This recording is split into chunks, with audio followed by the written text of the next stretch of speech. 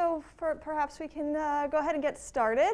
My name is Dr. Liz Bright. I am a clinical associate professor in the Honors College, and I am also, just this past January, have been delighted to take on the role of editor of the Purdue Journal of Service Learning. And so my understanding is that EPICS has a tradition now of asking the editor of the journal to come every year and offer this workshop to students to talk a little bit about publication possibilities for you, about out of the work that you're doing with EPIC teams and additional work you may do in the future as engineers with community partners or engaged in engineering projects. I'll talk about the journal today, give you an overview of its potentials for you, and as you'll see, it's particularly well suited, I think, to some of the work that you're doing and how to sort of capitalize on that in your academic portfolios. So before we do, since there aren't like a large number of us in the classroom, maybe we can just go around and share names, and you can tell me a little bit what EPICS team you're on and the work that you're doing. If you wouldn't mind, should we start here? Yeah. I'm Bethany Ryder. I'm on the neighborhood sustainability team. There's 3 projects. I'm the project manager, so I kind of help with each of them. The one I'm specifically working on as a teammate is advanced manufacturing. We're creating stations that teach kids about different advanced manufacturing techniques like 3D printing, circuits, robots, all sorts of things. Another team is working on creating a park that will go across the street from a neighborhood building in Lafayette. Yeah. And they want it to be kind of encouraging kids to be creative thinking and have puzzles and games and stuff, so we're trying to incorporate that.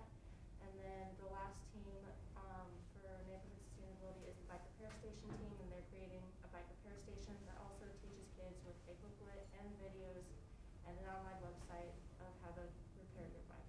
Fabulous, fabulous. I love hearing about EPICS projects. There's always so much like interesting work that comes out of it, and the ownership and leadership that students immediately take over of it is fabulous. Yeah. I'm Leanne, and I'm in the Habitat for Humanity EPICS team, and so there's 2 projects. The one I'm on is the surveillance system project. So we're implementing a surveillance system because of HFF is losing some materials. And then the other team is the sawdust, so they're implementing a sawdust collection system. Okay, nice, nice. I'm Noah. I'm on Wolf. We work with Wolf Park. Project I'm doing, making a environment-controlled box for a taxidermized wolf. Whoa, cool. Taxidermy is awesome, and the wolf park is fun. So do you get out there much? Yeah, that's great. That's great.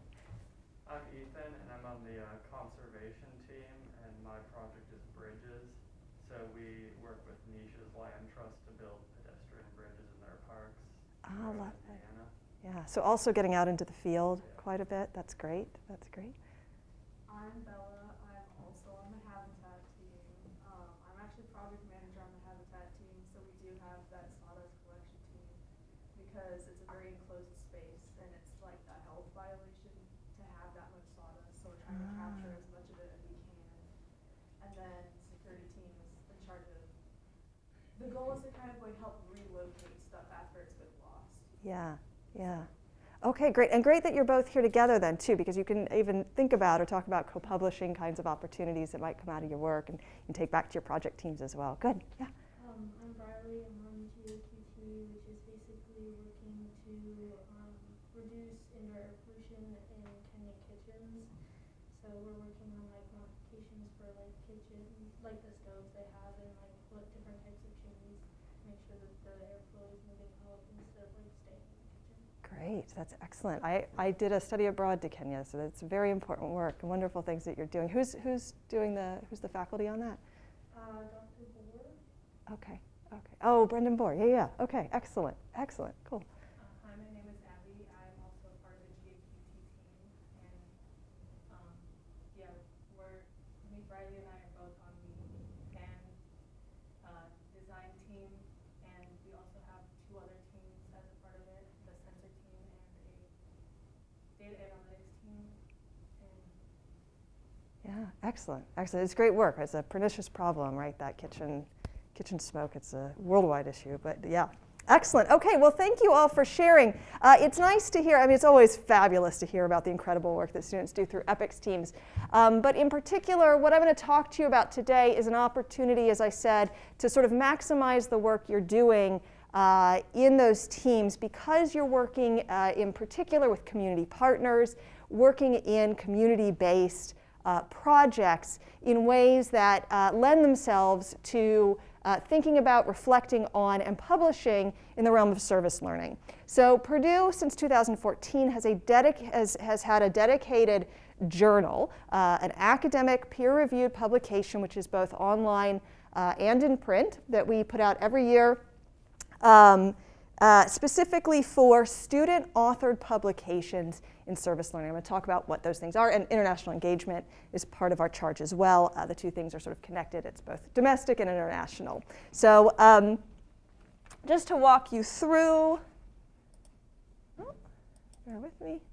We'll talk a little bit about what service learning and community engagement is, and I'll show you a fair bit about PJSL so that you can understand what kinds of things you could write. I know that the world of academic publishing, often at your stage of undergraduate education, feels very far away, maybe even feels a little scary, but a student-authored, student-centered academic publication is structured in a way to address specifically the writing skill sets and the stage that you're at as Purdue students, to guide you through this, to give you writing opportunities that are geared towards things that are very, I think, doable for you, right? We template them out, and I'll show you some of that in a minute, ways to guide you through the process so that you can be thinking about these outputs. I'll talk a little bit about the benefits to you as well, and the process. I have a workshop activity if there's time. We can do that, or we can just have some open discussion. If you have questions about the process, we can kind of take it as you like. To give you just an overview about service learning and what it is, I always hate it when they're, right? Service learning is a kind of pedagogy, a way of teaching and learning based around a service activity, typically embedded in a 4-credit course. It's, as you are doing very much so with EPICS, right? It's the application of knowledge and skills from your disciplinary education to service work, usually with a community partner. And usually directed specifically towards a need defined by the community, the partner organization, or some other kind of group out there in the world. You're addressing that need. You're taking kind of the knowledge creation within the university and within your education and putting it out into the world for actionable gains. As I said, the need is very often identified by the community partner and in collaboration and conversation with students, instructors. It may be addressing a larger humanitarian issue. It can be fairly broad. And the learning process for the student, and this is key for you to be thinking about as you move from doing the work to thinking about writing about, publishing, promoting the work that you do, and your learning outcomes from it. Key for service learning in particular is reflecting on what you've done, right? It's great to create these things in the world, to apply your knowledge, but there's also things like community learning, cultural learning, even practical learning, right, that comes from those engagements. And you don't want to lose the opportunity to reflect on the meaning of that for you, for the community that you've worked with, and to really kind of define and understand the impacts of what you've done, right? In fact, I'll say even my own work, a total aside, but I've been working on this project for a while. It has a lot of potential. We thought maybe, I don't know, is this working? Is it going well? And I sat down and thought about actually what are our outcomes? What is the impact? And I had to sit down and write that piece, right? What does this look like on paper? And when I took that moment to reflect on it, stand back, what is the impact it's had? All of a sudden I started to see these things like, wow, this has really been, worthwhile. It's been effective, and here's the specific ways it's been effective for the people I'm working with, and here's what I understand my growth from that to be as well. So it's a really important part of the learning process that you can sort of, let's say, one-up, right, from the EPICS program if you so choose. So the act of writing is not only about kind of finishing or being done, it's a process in itself of the learning experience, and we want to cultivate that through the journal.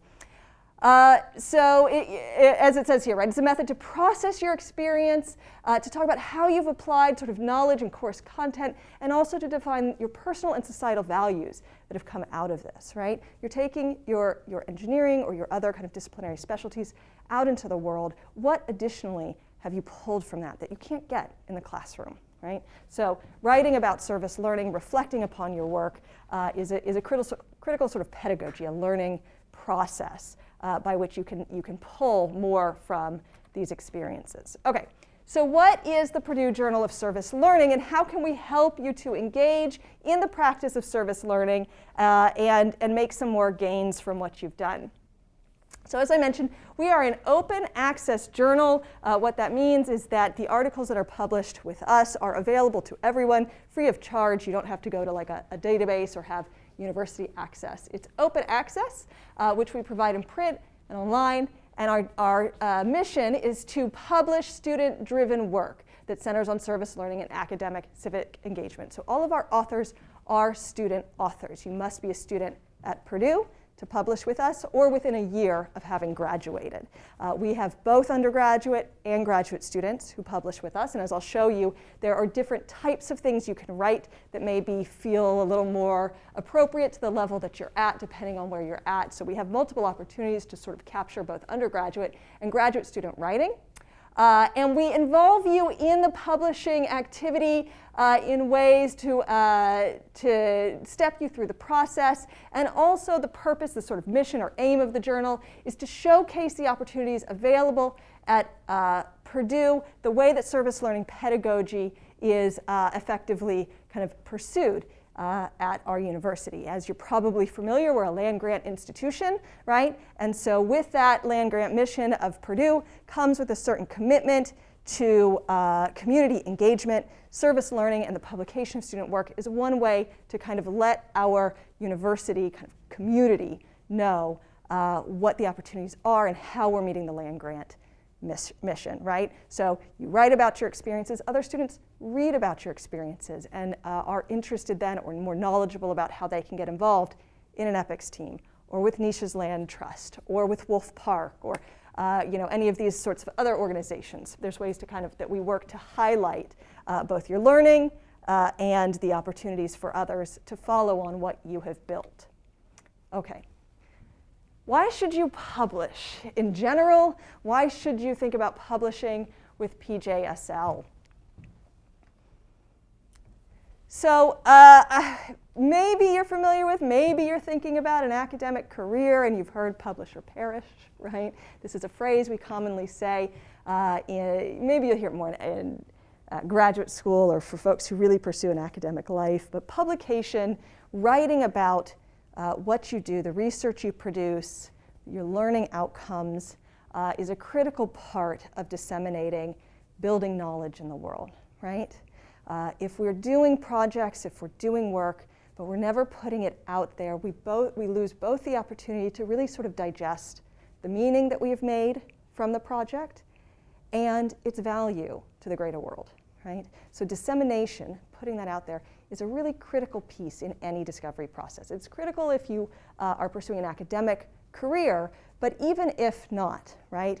It's about kind of finishing up the responsibilities to the work that you've done, making the most of them, and it serves you in both academic settings and professional ones, right? It's honing your writing skills, it's showing kind of a finished product, it can be a great showcase piece in a portfolio, for an internship application, job interviews, right? You can talk about how you've taken this all the way through to the point of sharing it with the world, right?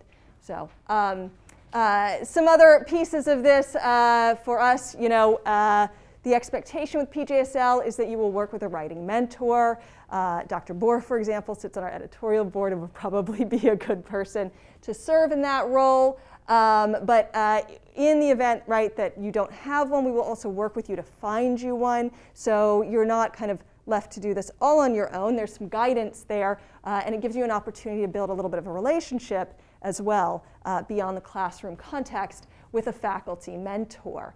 We've also, with the eye towards recognizing that all of our authors are student authors with varying levels of experience in writing, our articles that we publish all have very kind of guided templates that walk you through the structure, the questions you need to answer, each paragraph that you sort of need to write. Right? So it's a process that really guides you through, teaches you about the academic publishing process, and when you're all done, it is a peer-reviewed article. So once you've submitted your piece, we send it out to professional faculty, right, reviewers. They give feedback. You learn how to digest the feedback into your writing, and because of that, it's a peer-reviewed piece. That's the gold standard, right, of academic writing is peer review. So having an expert in the field look at it and integrating their feedback into what you write. So it's a peer-reviewed piece, and it's wonderful for well beyond kind of academic professions to have that done and showcase your contributions to society. There's also these are already passed, but next year will come around again. Additional opportunities through that work to present what you've done. So the Office of Engagement every year has a Service Learning Summit where you can also do a poster presentation on your work as well, and some interesting speakers. I'm not sure why I don't know why the visuals there have come out kind of funny. But so there's multiple ways, right, that you can have multiple sort of products out of this. A poster with presentation, a writing piece, and so there's opportunities there to work on what you've done. Okay, so I'll talk a little bit about the submission types, just so you can get a feel for the kinds of things you could write about for PJSL, and you'll see that they really vary in terms of length and detail, and there's a lot of different options here. We have 5 different submission types that we accept. I will say we run an annual cycle, and I'll talk about this a little more in a minute, but just to be aware, we've taken our abstracts already in January for this year, and we're now taking the final manuscripts. Just March 1st was the deadline on those, so we're already kind of into that cycle, but you would be kind of writing for thinking about the next one. So you can be thinking about this until January of 2023. You know, what might I want to write? What would I want to do? So you have some time. And these submission types, reflective essay, research with reflection, those are sort of the larger pieces. We also offer some opportunities for smaller pieces where you can highlight and write about either your community partner or the faculty member you've worked with and who does work in service learning. Right? So those are smaller pieces that you can do to just give you like an initial experience often in writing, or to highlight something really cool that you've learned about these folks. And then lastly, and this is our newest addition, if you do art or graphic design, we also accept submissions for community-inspired cover art, and those are really fun.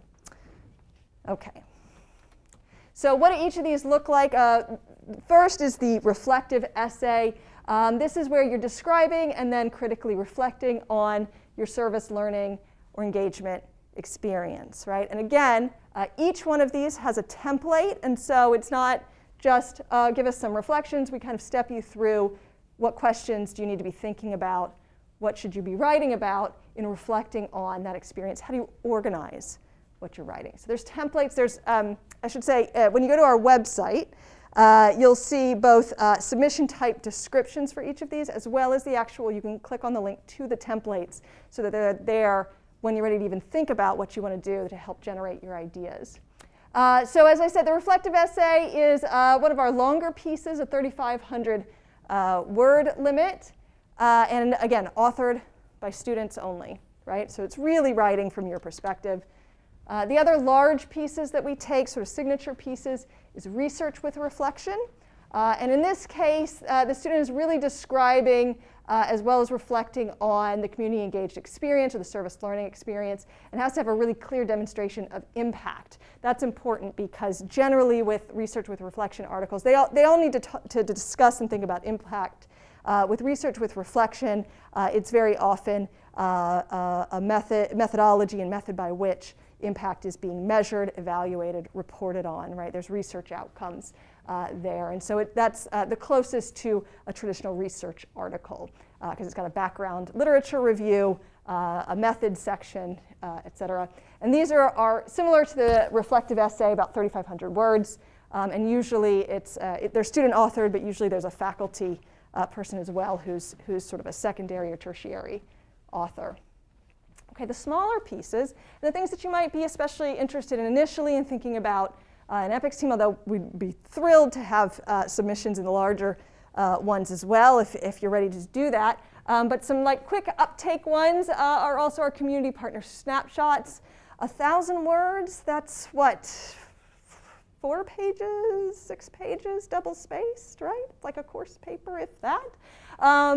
In this one, you describe the mission and vision of a community partner and highlight engagement opportunities for Purdue students. So what is cool about Nisha's Land Trust, right? Like what is it that they're doing in the community? Why would students be interested in that? And how did you, right, benefit from that? You can imagine with something as embedded in our community as Nisha's in particular, that's something that's always a value for students to learn about, right? So this is, again, an easy one in the sense that you have that deep knowledge now of working with these community partners, right? You know a bit of the ins and outs of their organization. You also know who to talk to potentially if you have questions, right? And can build that snapshot. So you can build that and write about that in something that's not really, 1,000 words. I don't know. I don't think that's too hefty. I mean, maybe too much of a writer at this point to think about it that way. But, and then similarly, a faculty profile interview. This is an opportunity to describe a faculty member's use of service learning as a teaching methodology, to describe the activities they're engaged in, and again, highlighting the impact on students and the possibilities for students as well. Okay, so this one, 1,500 words, a little longer word limit there, but it's a nice way to profile a faculty member who does a lot of this work and has a record that you might want to kind of honor and write about. Okay. And then the cover art, as I mentioned, is a way to kind of bring out the best of our journal, highlight on the cover if you do a graphic design that represents the spirit of community engagement or some aspect of the work that you want to represent. Okay, so let's talk a little bit about what this looks like, and then I'll stop talking at you and I can take questions, or we can do this how you'd like. But as I mentioned briefly, we step you through the process so that you can kind of do this in phases and understand how you build this through time. The first thing you'll want to do is go on our website, read about those submission types, and think about what you want to write, do some ideation. What are my ideas? Okay.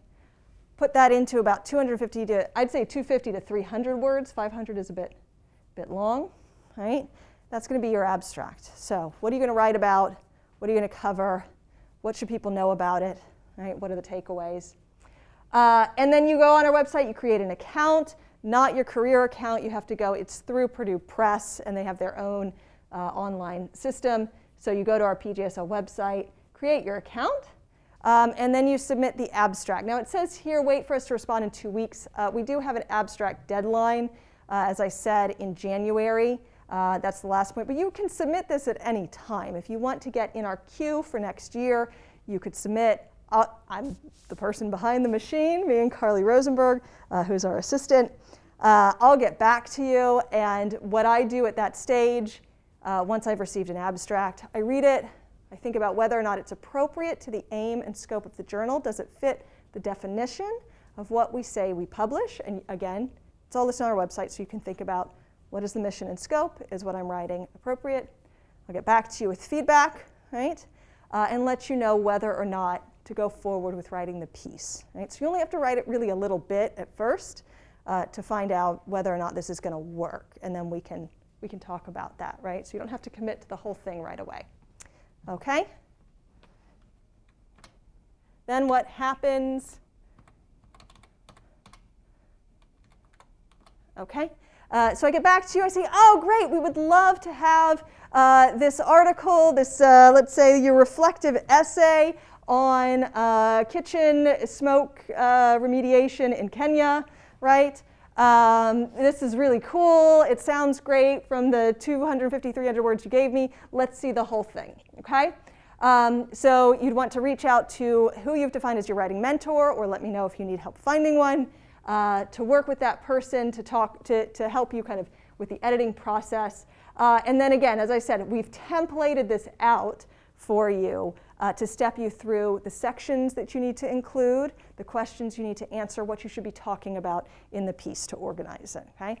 And you write the whole thing, so 1,000 words, 1,500 words, 3,500 words, depending on the piece that you've chosen following our guidelines. You upload it by our deadline in March, and I receive it, I look it over, and I find a peer reviewer. It's called peer review. It's a faculty reviewer. And you don't know who they are. They don't know who you are, right? Double blind. So they see it without your name or anything on it. They go through it. They provide feedback and comments. I look at those. I make sure they look okay. Send them back to you and say, okay, here you go. Can you respond to these? Can you change your manuscript a little bit to incorporate what's being asked there? You know, maybe they say, well, we'd like to have a little more description in this area, or this sentence here isn't quite clear. You know, little revisions and things like that to make sure that it's written clearly, it communicates well, it covers the questions that our readers will want to know. That's your making changes, you resubmit, and then we let you know at that point, right, that we're going forward. Okay? So now the review process is a bit of a gatekeeping, and in typical academic publishing, the review is the point where the editor will let you know we have different typical statuses, right? Revise and resubmit, accepted, or rejected. Now, with student publications, right, we're always looking to revise and resubmit. Very rarely, even in kind of professional academic faculty level publications, do you just get a straight up acceptance, right? They always want you to incorporate the reviews and think about them. So that's just a normal part of the process. Rejection is usually, in this case, well, I don't want to say it's completely rare because you can't take it off the table, but generally, if the manuscript isn't complete, or it's something totally different than what it was supposed to be, or it misses the deadline, that's when we get hung up. But generally, we're a student-authored publication, and it's about the learning process, and so the revise and resubmit is an important step for us that we want to engage and move along to. Okay, how to get started. This is the point, let's see. Yeah, so this is the point where I have a worksheet that we could do if you want to work on ideation. Before we do, though, it's a lot of me talking at you, so what questions do you have for me?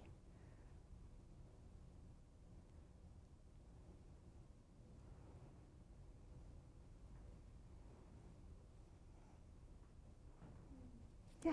How long does the process of publication usually take? Yeah, it's a full year cycle, really, for us on my end. So we receive the abstracts by January.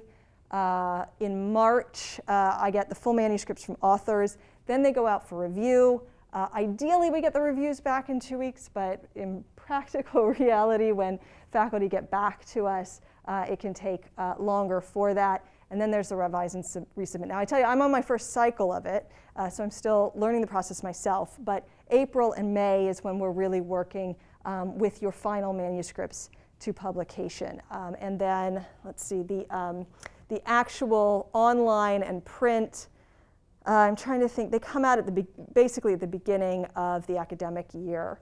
We were a little delayed in the print versions because of supply chain issues this year, but I would say, when did we receive those? The print, actually, we didn't get until December this year, which I think is quite late. But the online version is out, I want to say by August, September. Okay, so it's a long process because we accept the abstracts. Then you need time to write. Then the reviewers need time to read and get comments back to you, and then you need time to revise, right? And so by the time we have a finalized manuscript, and then we have to do all of the typesetting and all of proofreading and all of that kind of stuff. So it's a long process, but that's why too we take submissions up to a year after graduation as well, because sometimes students start with us and then they've already graduated while we're still finishing up. Sometimes they get an abstract in, say in their senior year, but they don't sit down to actually do the manuscript until the next cycle, right?